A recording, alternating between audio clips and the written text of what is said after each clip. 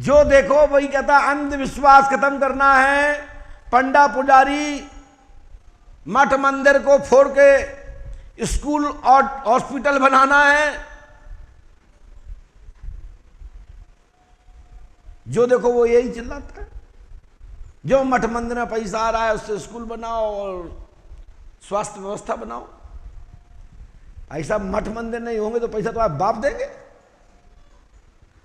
पैसा इसलिए मठ मंदिर में आता है कि धर्म के प्रचंड लहराएं, यज्ञ होवे, अनुष्ठान होवे, वेद पढ़ाए जावे, वेद धुनी होवे, चारों दिशा में राम नाम चर्चा होवे, संकीर्तन होवे, इसलिए भक्त दान देते हैं।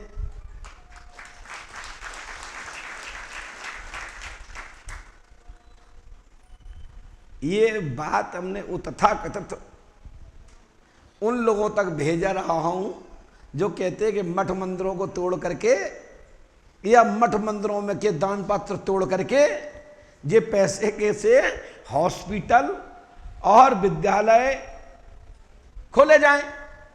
तो मैं ऐसी सरकारों से कहना चाहता हूं जिन प्रदेशों में हैं, जिन राज्यों में हैं,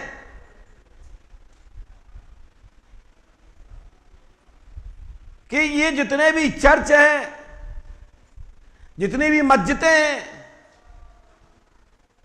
और भी मठ हैं, उनके ताले क्यों नहीं तोड़ना चाहते? मात्र सनातन धर्म के मंदिर के ही दान पात्र और मंदिर दिखते हैं, क्योंकि वहां बोलने के लिए हिम्मत नहीं है, क्योंकि उन्हें इतना भय रखा है कि काट डालेंगे। और सनातनी कहते हैं कि हम आपको काटने की सलाह नहीं देते, हम आपसे सुधर जाएंगे, हमारा भैया दान पात्र तोड़ लेके तुम सुधर जाओ।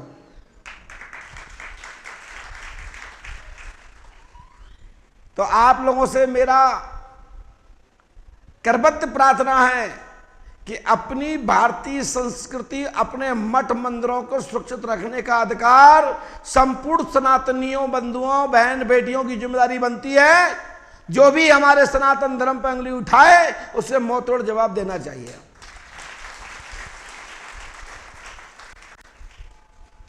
हम इस पर चेतावनी दे सकते हैं, हम आपको प्रकाश डाल सकते हैं कि अंतर्राष्ट्रीय स्तर पर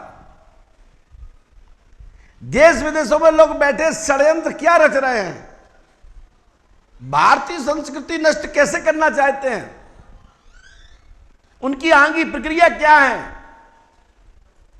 क्या वो घोल रहे हैं भारतीय संस्कृति, सनातन संस्कृति को खत्म करने के लिए, हमारे बीच में कैसे मिश्रण हो रहे हैं, हम उस पर प्रकाश आपको डाल रहे हैं।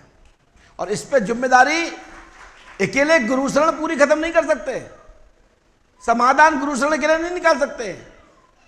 आप सब साथ में मिलकर के सहयोग करेंगे और समस्त भारतवर्ष के मठ मंदिर आचार्य गुरु विद्वान सब लोग मिलकर के एक साथ होंगे, अपनी अपनी विद्या का परचम लहराएंगे और अपने अपने ज्ञान से प्रकाश डालेंगे, तो भारतीय संस्कृति पर नजर डालने वालों की आंखें फूट जाएंगी, हाथ सुताहीन गल जाएंगे। हमें अस्त्र शस्त्र उठाने की जरूरत नहीं है। हमारे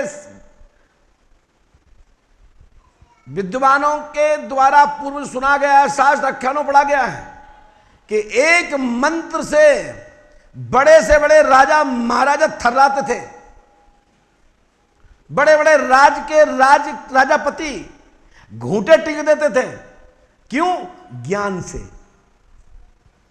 पाखंडवाद से नहीं कि नेटक चेटक करके आप घूंटे टिकवाना चाहो।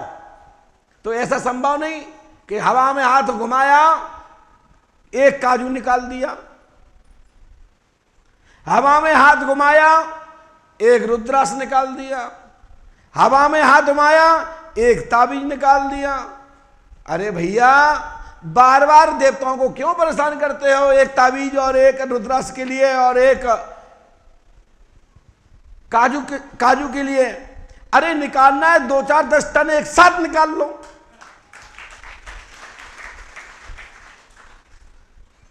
सो 2-4-10 टन नहीं निकल सकता, क्योंकि हाथ की सफाई से 1-2 ही निकल सकते हैं।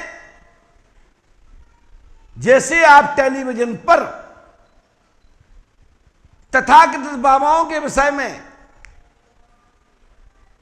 कई वैज्ञानिक, कई साइंटिस्ट, कई विद्युत समाज के जो पढ़े लिखे विद्यार्थी, आचार्य हैं, योग्य हैं, जिनका दिमाग प्रखर है, उन्होंने ऐसे बाबाओं के विषय में कई वीडियो बना रखे हैं जो यूट्यूब पे भरपूर रूप से रखे हैं, जिनके बड़े बड़े हॉस्पिटल, जिनके बड़े बड़े नाम, जिनके चेला बड़े बड़े सेलिब्रिटी, जिनके बड़े बड़े राजनेता जाकर के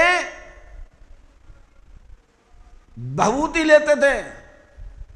एक दिन समय ऐसा आया कि कोई वो बाबा के नहीं हुए, बाबा सदमा में ऊपर चला गया। क्यों? यह निश्चित है कि झूठ लंबे समय तक नहीं चलता है, पाखंड एक समय बाद खुल जाता है, और सत्य जिंदा रहता है जब तक आदि सृष्टि, पूर्ण सृष्टि प्रलय की ओर नहीं जाती, तब तक वह पूर्ण आयु पृथ्वी की नहीं हो जाएगी, तब तक वो सत्य रहता है। उसके पश्चात भी, महाप्रलय के बाद भी सत्य जीवित रहता है।